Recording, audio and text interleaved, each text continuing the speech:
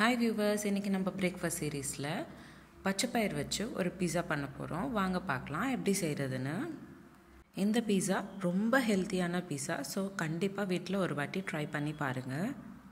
அடுத்த வாட்டி பச்சைப்பயிர்னாலே உங்களுக்கு இந்த பீஸா தான் ஞாபகம் வரும். இதில் ஒரு கப் போல் பச்சைப்பயிர் சேர்த்துக்கோங்க. கூடவே 1/4 கப் அளவுக்கு அரிசியும் சேர்த்துக்கோங்க.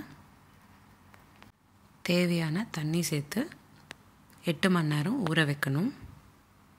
8 மணி நேரம் ஊறினக்கப்புறம் இந்த மாதிரி பச்சைப்பயிர் ரெடி ஆகிடும். ஊற வச்ச பச்சைப்பயிரும் அரிசியும் நம்ம இப்போது அரைச்சிக்கணும்.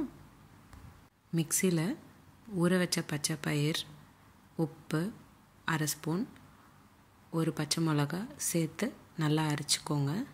இந்த மாதிரி நல்ல தோசை மாவு பதத்தில் அரைச்சிக்கோங்க. அடுத்து அரைச்சி வச்சுருக்கிற பச்சைப்பயிர் மாவு தோசைக்கல்லில் தோசை மாதிரி சுட்டுக்கணும். கொஞ்சம் தடிமாவே சுட்டுக்கோங்க. லோ ஃப்ளேம் வச்சு தான் சுட்டுக்கணும். அடுத்து வீட்டிலையே செஞ்ச தக்காளி பேஸ்ட் சேர்த்துக்கிறேன்.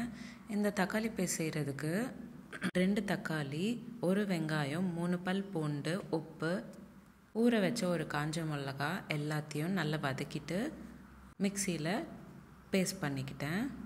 நான் இன்றைக்கி தோசை மேலே கலர்ட் குடமிளகா சேர்த்துக்கிட்டேன். கூடவே மேலே சீஸும் தூவிக்கிட்டு மூடி போட்டு வேக வச்சுக்கிட்டேன். இப்போது நம்ம பச்சைப்பயிர் பீஸா ரெடி ஆகிடுச்சு. சீஸ் எல்லாம் நல்லா உருகிருக்கு. பீஸா நல்லா வெந்தக்கப்புறம் சர்விங் பிளேட்டுக்கு மாற்றிக்கோங்க. இந்த ரெசிபிக்கு எந்த சைட் டிஷ்ஷும் தேவைப்படாது. ஏன்னா நம்ம தக்காளி சட்னி பீஸா சாஸாக யூஸ் பண்ணியிருக்கோம். அவ்வளோதான், சிம்பிள் அண்ட் ஈஸியான பச்சைப்பயிர் பீஸா ரெடி ஆகிடுச்சு. உங்களுக்கு இந்த வீடியோ பிடிச்சிருந்தா லைக் பண்ணுங்கள், ஷேர் பண்ணுங்கள். இதே மாதிரி டெய்லி ஒரு ரெசிபி பார்க்குறதுக்கு என்னோடய சேனல் சப்ஸ்கிரைப் பண்ணிக்கோங்க.